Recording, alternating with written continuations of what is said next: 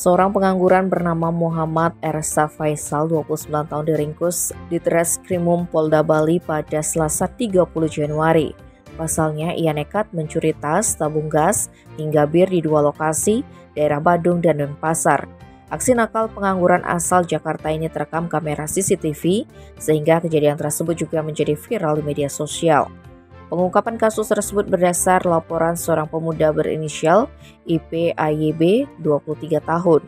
Aksi pertama dilakukan di Jalan Muding Mudeh, Kerobokan Kajo, Badung pada Sabtu 27 Januari. Pengangguran itu datang ke TKP menggunakan sepeda motor Honda Beat, lalu mengambil tas milik SPG yang berada di atas motor serta menggasak tabung gas ukuran 3 kg. Setelah itu maling itu pergi.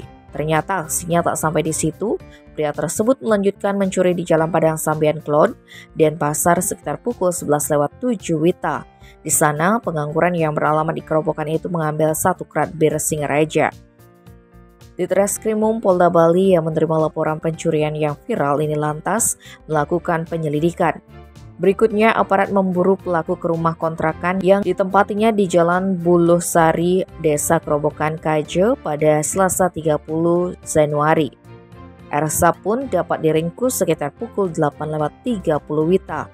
Maling itu kemudian dibawa ke Mapolda Bali untuk dilakukan penyelidikan secara tuntas. Pria itu disangkakan pasal 362 KUHP tentang pencurian dengan ancaman pidana penjara paling lama 5 tahun. Tim Bali Express melaporkan.